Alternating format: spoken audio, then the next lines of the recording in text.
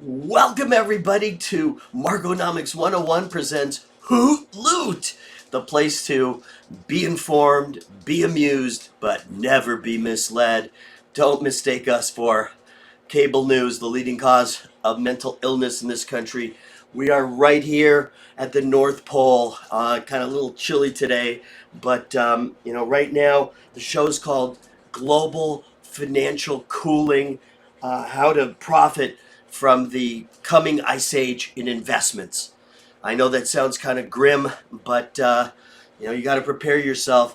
But not every prediction can be right. I mean, for example, some former vice president we know thought these guys back here were going to be all extinct. There was going to be no ice in the North Pole, and as you can see, there's plenty of ice, and it is pretty damn cold right here.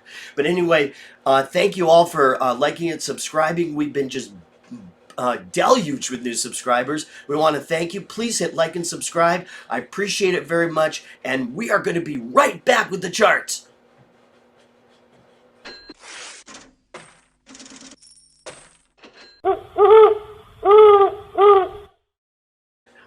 Welcome back, everybody. Our ugly story begins. This is about a coming ice age. We've been talking about this for investments. That's metaphorical, by the way. We've been talking about this for weeks, maybe months, and the market kind of turns like the Titanic. You hear the guy going, iceberg, iceberg. Yeah, and the thing just kind of goes, and then barely turns. But let's start with the Dow. We've been talking about the Dow for a while in a ascending wedge. It's a bearish pattern. Look at it. It's kind of cracked it on Friday, kind of went back into it, but this thing is losing. It's losing momentum. It's losing speed, and that is the story with the entire market. We're going to show you it happens a little bit at a time, one stock at a time, and it's just boom, boom, boom, like dominoes. They all go, crater. Okay, so Nasdaq 100 on the way up. This was the leader. On the way down, this is the leader. Okay.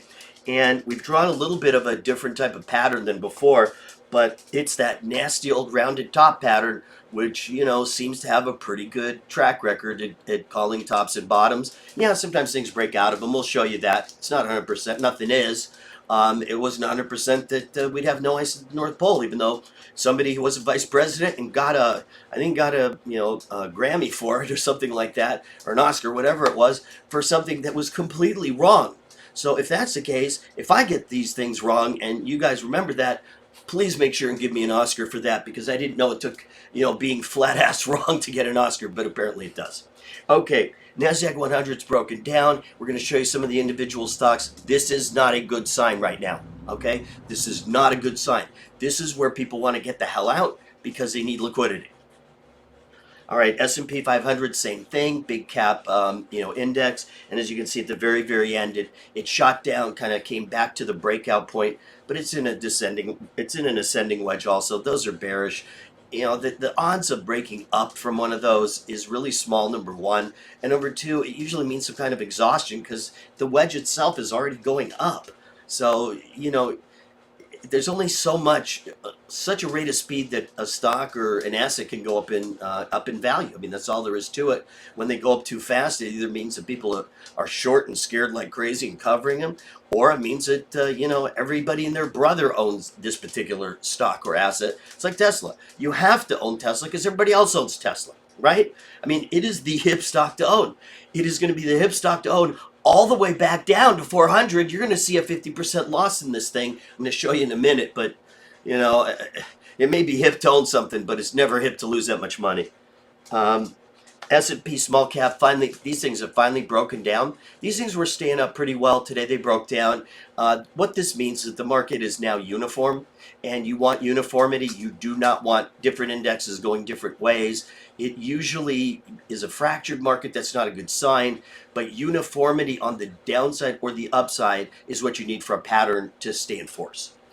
This is a Dow Jones Transportation Average. Reverse wave on this thing. Again, a negative pattern, but I got to say this, it made a new high. I don't know what the hell this average is thinking. They don't have any of the cannabis stocks in there, but maybe people on planes are flying them out, are getting stoned. I don't know. But I'll tell you this, I do not understand this. Unleaded. Now we're going to go on to inflation. Inflation is what this year, what the end of last year was all about. We've been talking about it. We had Inflation Nation 3 months ago, a seismic shift. We've had all kinds of, shows telling you that this was coming down the pike. It was inevitable. It's a matter of math. It's not even science. Who the hell knows about science? I still want to meet those 30,000 scientists that are absolutely unanimous in believing that we have global warming and that it's an existential threat. Where are those 30,000 scientists? What are they called? What is their name of their organization? I don't know. All I know is there's a polar bear back there, and they're supposed to be dead by now.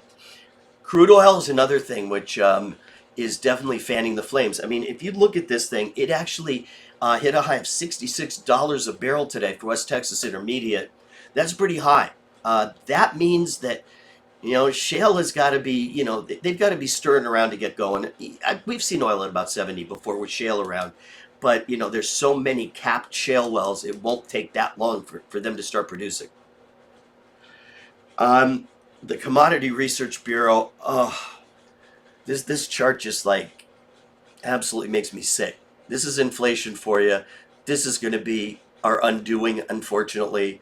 It is, we haven't had it in such a long time. It seems like, it's just gone, but it's not.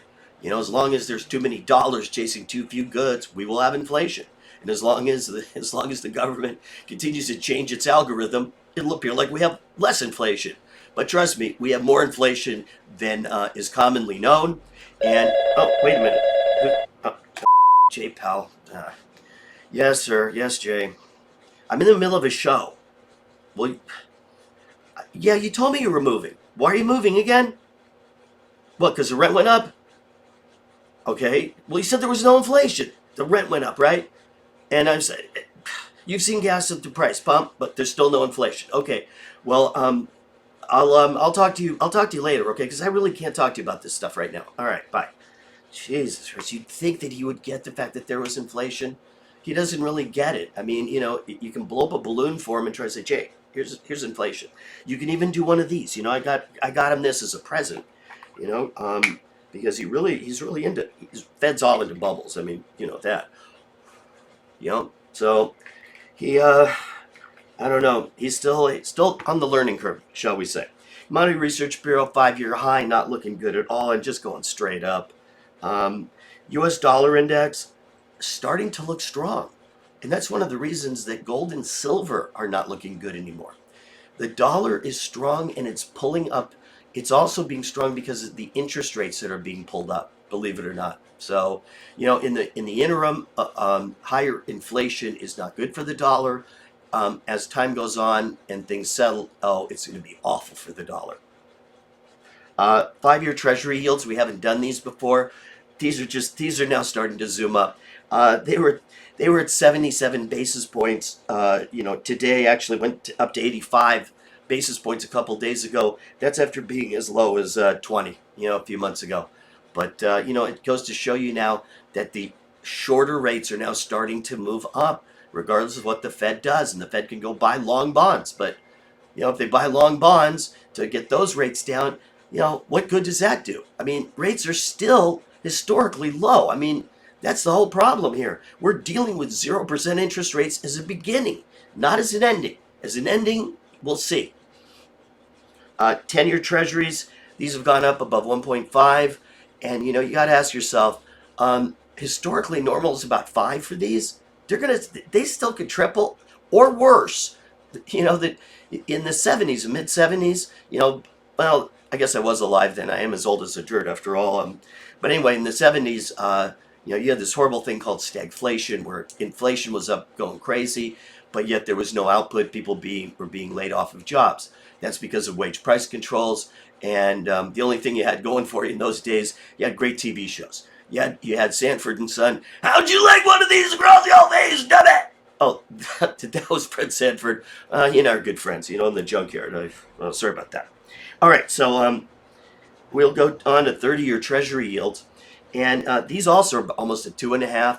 They have gone from, about under 1 to 2.5 in less than a year.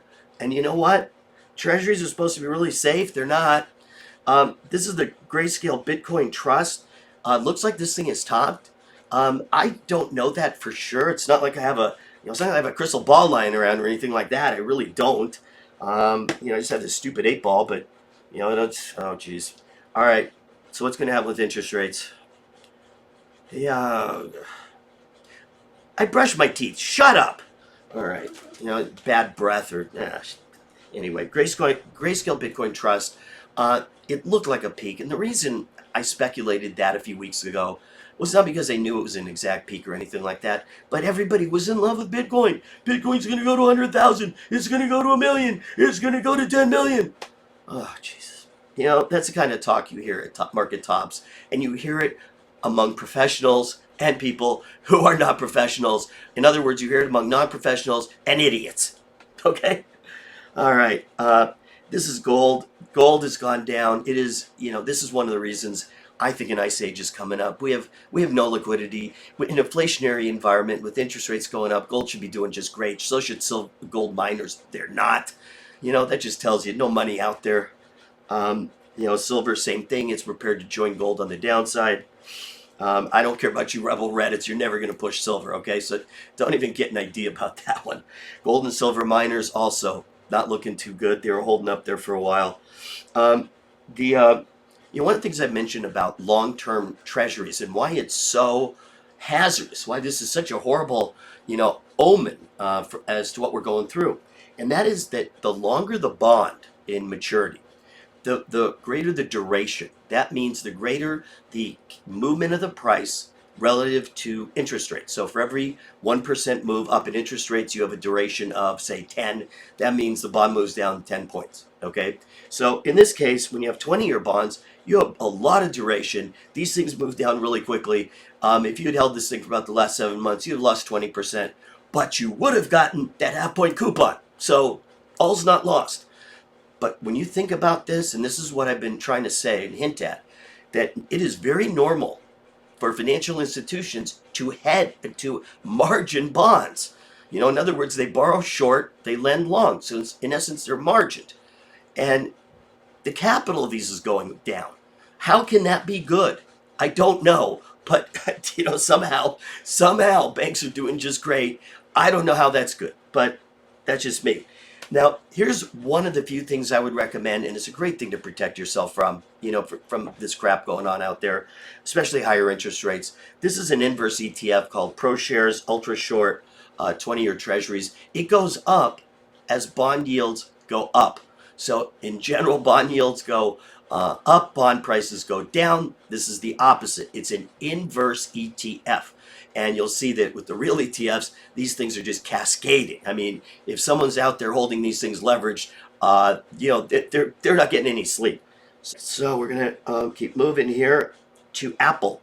The reason, again, that we put Apple here so prominently is that basically it's the market. It's the poster child for the mania that we're seeing. It's worth almost $2.5 trillion. And that still, to me, is ridiculous when you look at the GDP of the top 7 countries, which are the only countries bigger than Apple's entire market cap. You go down to Amazon, you have to go to number 10. You go down to Tesla, which is probably stock number 6 or 7. You're down at 15. Okay, these companies are worth more than the GDP of like 7 to 15 of the top, other than 7 or 15. So the bottom 160, 170, nothing. So that's Apple. Amazon, a retailer, broke trend, doesn't look very good. But again, I want to reiterate, just because Amazon broke a trend here doesn't mean it's a bad company or bad things will happen to it. It just means interest rates are heading up and it's responding to that. Interest rates are somewhat of a guide or a benchmark that you use for competing investments. For example, the S&P 500 yields roughly 1.5%, 2%. So you can kind of compare that to, say, the 30-year bond and that kind of thing.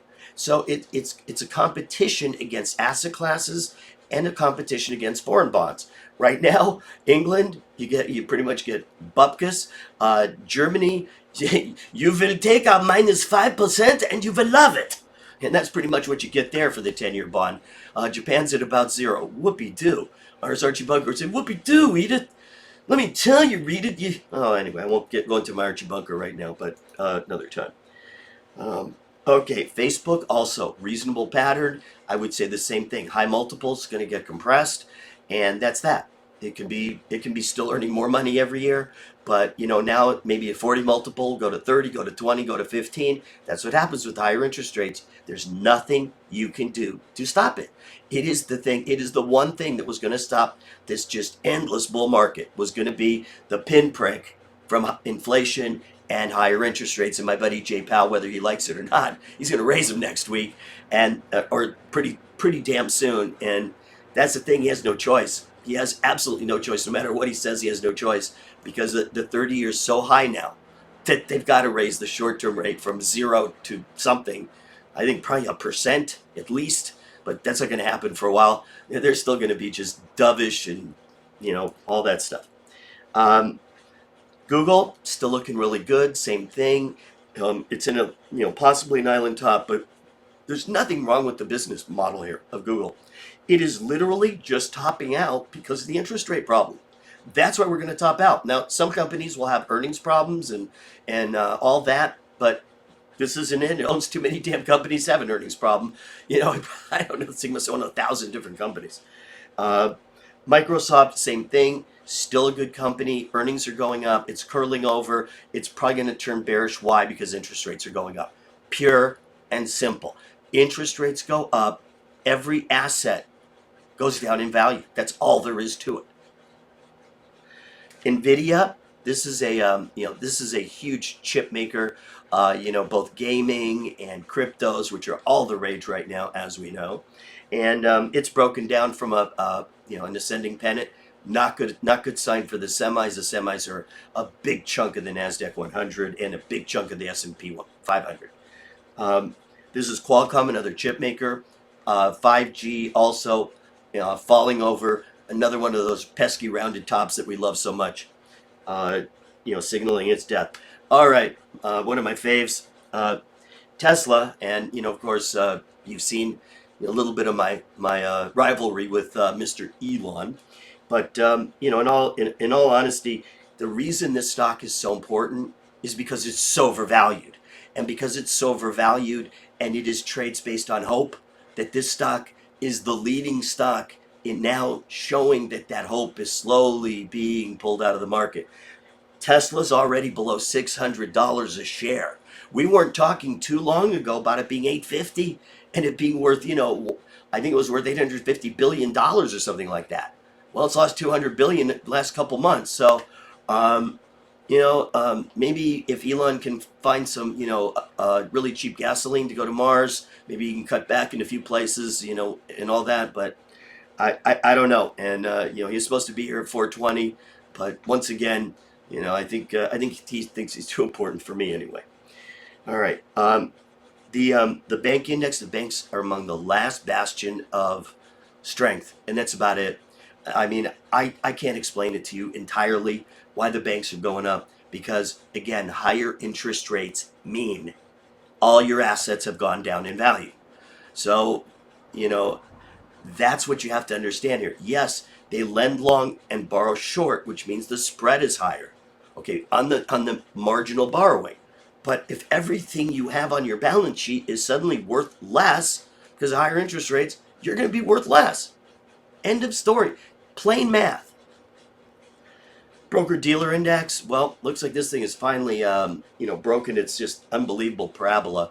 That IPO Renaissance fund that we showed last time has finally broken down out of a rounded top. So it looks like this IPO mania, preposterousness, ridiculousness, stupidity, I think finally has ended. I mean, I hope so. I really do hope so, because I'm so tired of explaining to people why Beyond Meat, has no competitive advantage really, that it's been done forever, and it's a bunch of chemicals that does, and the same with DoorDash too.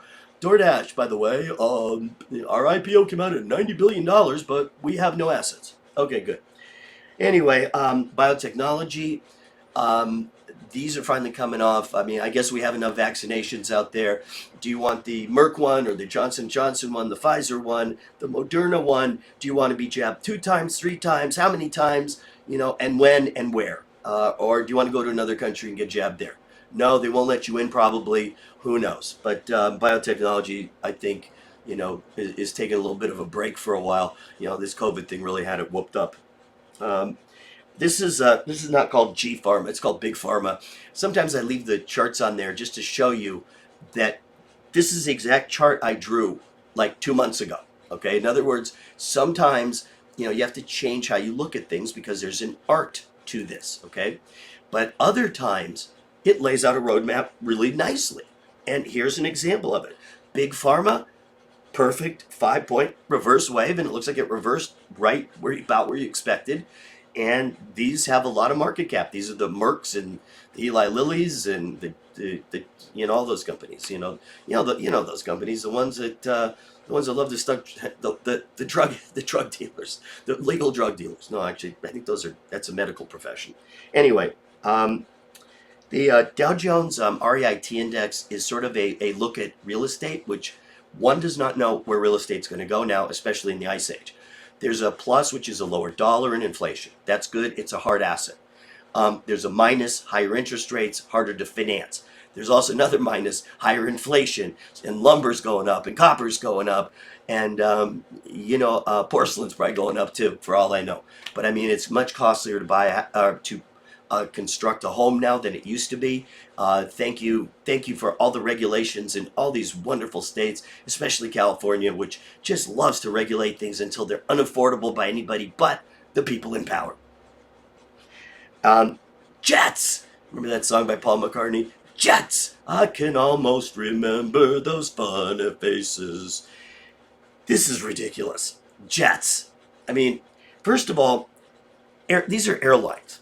All right, airlines that are sucking down 50 to 100 billion a month each, okay, whose planes are sitting in parking lots, thousands of them, who are canceling orders all the time because they don't have any traffic, who are forced to having all kinds of incidences on planes and mask mandates and this and that. Oh my God! And yet this thing is making new highs. Just, whoa! I don't get that one at all. Unless they're serving maybe cannabis in the air filtration system or something. Who knows? All right, semiconductor index. This one is still in an uptrend, still looking good, but it'll curl over too. I mean, Nvidia curling over, Qualcomm curling over. Yeah, these are going to curl over. I don't care if there's a shortage of chips, out there, and Ford and GM all think there's a shortage of chips. They're all going to go EV. Blah, blah, blah. There is no shortage of chips. I can assure you of that right there. Okay. Healthcare sector, 1/6 of the economy, breaking down. Don't even want to talk about it. It'll make me sick. Costco Wholesale, look at that. Another retailer just plunging. That is so not a good sign. So not a good sign. Home Depot broke down, another big retailer. Actually, I'm going to include it in my big 5.5 retailers from now on, because I forgot about it before, but Home Depot's pretty big, especially for those of us who, just love to go out and look at faucets and stuff. Target Corp got lambasted, another really, really strong retailer, another really, really bad sign. Oh my God. And then finally, Walmart. Walmart shoppers are tapped out. This one's not doing well either. It's also a Dow component, and it's breaking down. I'm telling you, be very careful right now. We are heading toward what could be an investment ice age. That's what this show's called. The global financial cooling. Not like those yo-yos out there that think somehow we're all gonna be in this horrible this horrible steam bath. We're not. FedEx Corp, again, another deliverer of packages and goods. Transportation company, not looking too good, kind of on the cusp there. I expect it to break down. Why wouldn't it? The economy's breaking down. Retailers are breaking down. What the hell are they going to be shipping? UPS, same thing. Looks like it's breaking down, but it's close. It's just sort of hanging in there. Nike, one of the biggest consumer products company, a Dow component. Look at that. Also breaking down. This shows the consumer's tapped out. The consumer doesn't have any money. And basically, that's why we're going to have an ice age, an investment ice age, because people are illiquid, consumers are illiquid, and I'm sorry, there just ain't enough money that you can print with that printing press that's going to solve any problems. This is Johnson & Johnson. This is the famous family that sold all the Johnsons. And, you know, that business isn't too good either. Apparently, Johnsons aren't as in high demand. But what are you going to do? Goldman Sachs tearing it up again. I think that they still expect some IPOs and some investment banking business. We'll see. But, boy, that thing is sure in a runaway uptrend. Pioneer Natural Resources, largest shale oil company. This is what I mean. There are several of these out there that have various properties and that are going to start, uncapping their wells. It's not that hard to do. They can get production on stream in a few months if they need to. ExxonMobil is actually the largest oil company, and it's actually thinking right now. There are rumors it's going to merge with Chevron. My God, you're going to get all the standard oil companies all back together again, which were broken up by John D. Rockefeller, who was at the time the wealthiest man in the world when he owned the entire Standard Oil complex. So, but I still would watch out for this thing simply because, of the shale oil and other places that that oil can come from. Not to mention conservation and electronic cars. So the this is one that I think actually, if you have a little bit of a desire to speculate, and you can lose it. Okay, you won't lose it all in here. But this is ProShares Ultra Short QQQ. This is short, 2 times leverage, the Nasdaq 100. So if you want to go short all those big behemoths, this is the way to do it in one stock. It symbols QID. It's not an option, so it won't go to zero. But it will decay over time because of the leverage. It just broke out of a nice rounded bottom pattern. So I thought, what the hell, we'll see what we can do on the way down. But the thing is, you can make money. You have to have liquidity. Liquidity is so important to have. So if for the global financial cooling that's up ahead, the ice age in investments that's up ahead, these are the ways to protect yourself, to profit, is to buy inverse ETFs. Some of them, there's a whole bunch of them, and there's also the inverse ETF of the bond. That's another good place to either hedge yourself on risk, maybe make some money, because those bonds are still only at 2%, and that's not very low historically. In any event, I want to thank you all. I want to thank everybody who subscribed, liked, watched, saw us, sweared at us, wrote in letters, emails, whatever you did. We love you all to death. We're going to have a promo again announced shortly, but don't forget to like and subscribe, and we will be back with another Hoot Loot on Wednesday.